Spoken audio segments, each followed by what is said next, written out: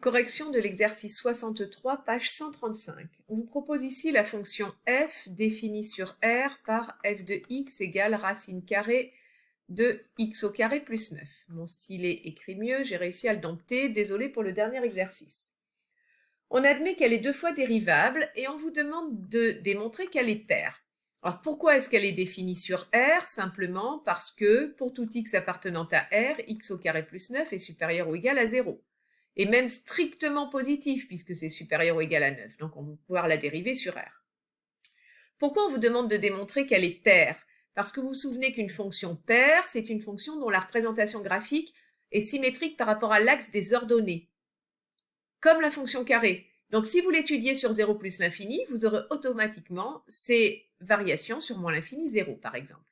Alors une fonction est paire à condition que pour tout réel x, l'image de son opposé soit égale à lui-même. Or quand vous remplacez x par moins x, comme moins x au carré et x au carré sont égaux, vous obtenez x au carré plus 9, c'est-à-dire f de x. Donc f est bien paire. Son ensemble de définition est R, donc symétrique par rapport à 0, et l'image de moins x est égale à l'image de x. Pour la fonction carrée, par exemple, qui est la fonction paire typique, on a x, on a moins x, et ils ont la même image. Alors ici, on n'est pas sur la fonction carrée, mais on va voir qu'on va avoir le même style de symétrie.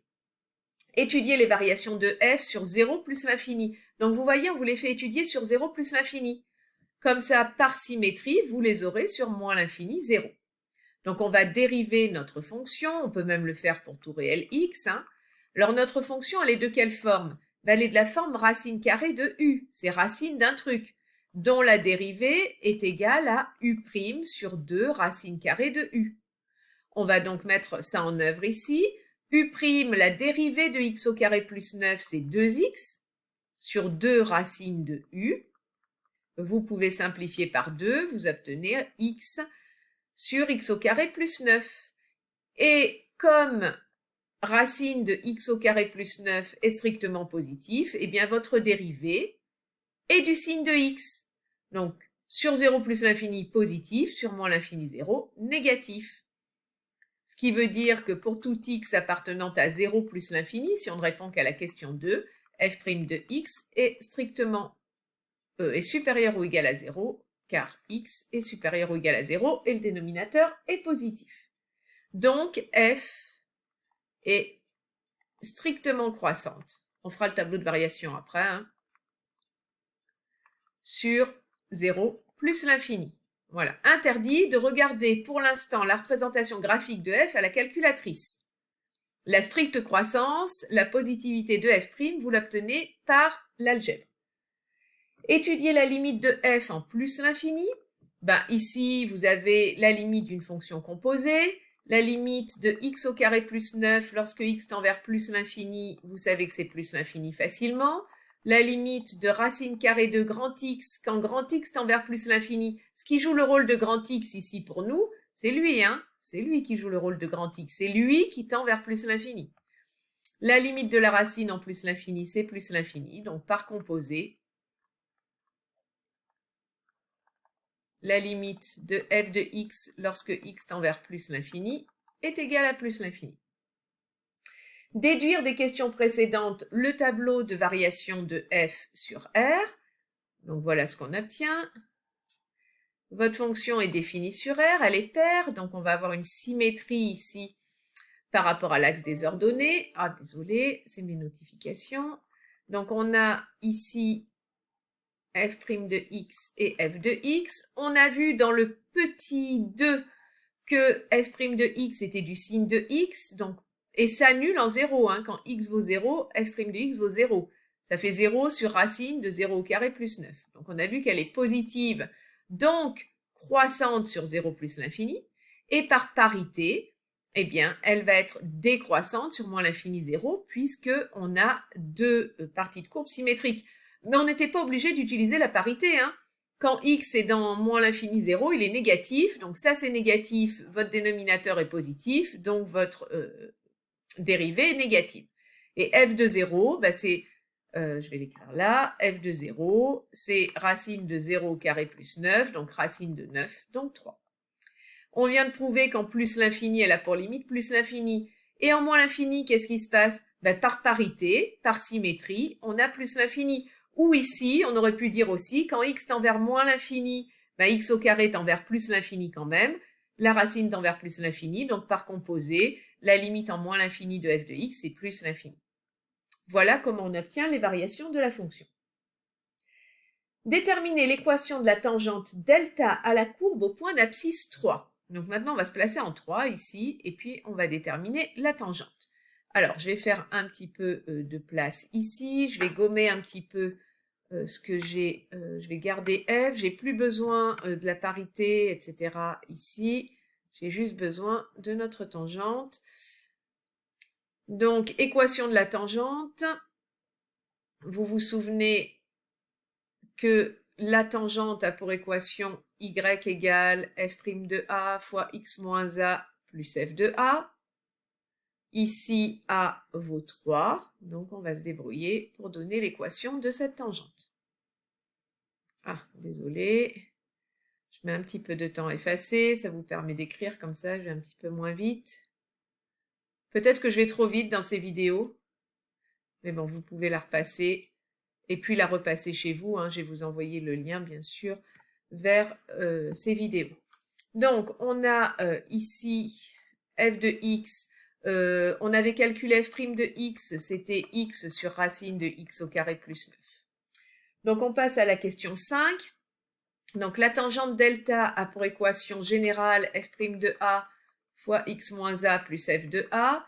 Et ici, on la veut en a égale 3, c'est-à-dire y égale f' de 3 fois x moins 3 plus f de 3. Donc, on remplace, hein, f' de 3 ici, ben, ça va faire 3 sur 3 au carré plus 9. Ça vous fait donc 3 sur 9 racine de 18. On va peut-être pas laisser comme ça. Racine de 18, c'est 2 fois 9, donc ça fait 3 racines de 2. C'est-à-dire que finalement, on obtient 3 sur racine de 2, ou en enlevant la racine du dénominateur, 3 racines de 2 sur 2. Pas du tout, parce que les 3 s'éliminent. Ça fait 1, excusez-moi. Donc, une fois racine de 2 sur 2. Fois x moins 3, plus f de 3. Alors, f de 3, ici, c'est racine de 9 plus 9, racine de 18. Et racine de 18, ben, comme on l'a dit tout à l'heure, c'est racine de 9 fois 2, c'est-à-dire 3 racines de 2. Voilà l'équation de votre tangente. Alors après, on peut arranger un peu, hein. Vous pouvez l'écrire en distribuant racine de 2 sur 2, moins 3 racines de 2 sur 2, plus 3 racines de 2. Et puis là, vous réduisez au même dénominateur. Vous obtenez racine de 2 sur 2x. Là, je multiplie par 2 à droite. Ça va faire 6 moins 3, 3 racine de 2 sur 2. Hein, vous multipliez par 2 et par 2, ce qui vous en fait 6 moins 3 des racines de 2. Voilà l'équation de votre tangente delta. Petit 6, on vous fait calculer f seconde. Vérifiez que pour tout réel x, f seconde égale. En déduire les positions relatives de la courbe et de delta. Donc là, vous voyez qu'on passe à la dérivée seconde. Si on passe à la dérivée seconde, c'est qu'on veut parler convexité. Et pourquoi on veut parler convexité? Pour regarder si la courbe on peut conclure que la courbe est au-dessus ou au-dessous de ses tangentes. Donc, on va calculer f seconde de x, c'est-à-dire qu'on va dériver f', on reprend f', on va dériver f seconde. Alors, je vais enlever le tableau de variation, hein, puisqu'on n'en a plus besoin ici, pour avoir la place de calculer f seconde. Alors, f seconde, ça demande un peu de travail, peut-être que vous n'aurez pas eu le temps de le faire en classe, parce que votre fonction ici, elle est de la forme u sur v. Et la dérivée de u sur v, c'est u'v moins uv' sur v carré. Donc on va dériver sous cette forme-là. U', la dérivée de x, c'est 1 fois v, donc une fois racine de x au carré plus 9. Moins u, donc x fois v'. La dérivée de racine de x au carré plus 9, on l'a déjà fait ici. En fait, c'est f'. Donc x sur x au carré plus racine de x au carré plus 9, hein, c'est u' sur 2 racines de u. Tout ça sur v carré, donc racine de x au carré plus 9 au carré. Attention, le signe égal, il n'est pas là, il est là. On obtient donc racine de x au carré plus 9 moins x au carré sur racine de x au carré plus 9 sur racine de x au carré plus 9 au carré, c'est-à-dire x au carré plus 9. Et le numérateur, on ne va pas le laisser comme ça, on va le réduire au même dénominateur. Là, c'est comme si c'était sur 1.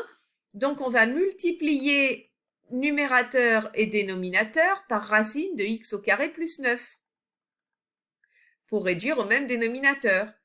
Du coup, qu'est-ce qu'on va obtenir? Racine de x au carré plus 9 fois racine de x au carré plus 9, racine de x au carré plus 9 au carré, donc le carré, la racine se neutralise, moins x au carré, sur racine de x au carré plus 9, ça, tout ça, là, ce que je viens d'écrire, c'est mon numérateur.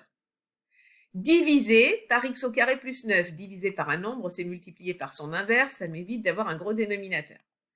On obtient donc les x au carré s'éliminant, 9 sur ce qu'on vous annonçait, x au carré plus 9, racine de x au carré plus 9.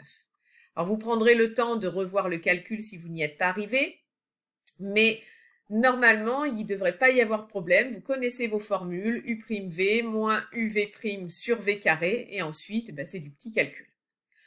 Bon, on a la dérivée seconde, elle est sympathique cette dérivée seconde, parce que le numérateur est positif, le dénominateur est tout positif, ce qui veut dire que pour tout réel x, votre dérivée seconde est positive. Strictement positive, 9 ne s'annule pas. Donc, f est convexe sur R.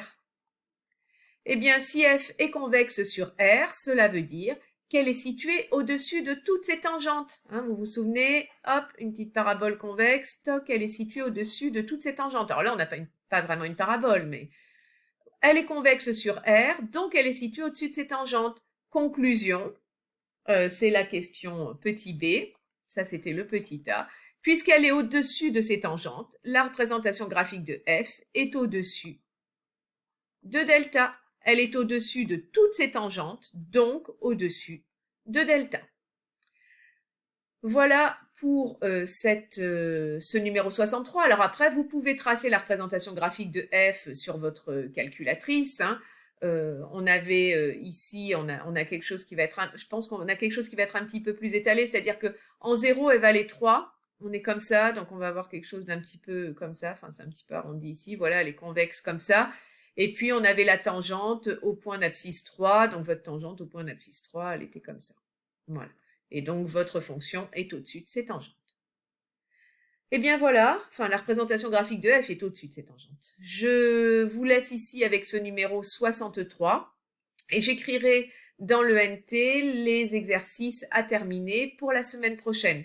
Donc vous finissez ceux que vous n'avez pas fait jeudi et puis je vous en donne quelques autres.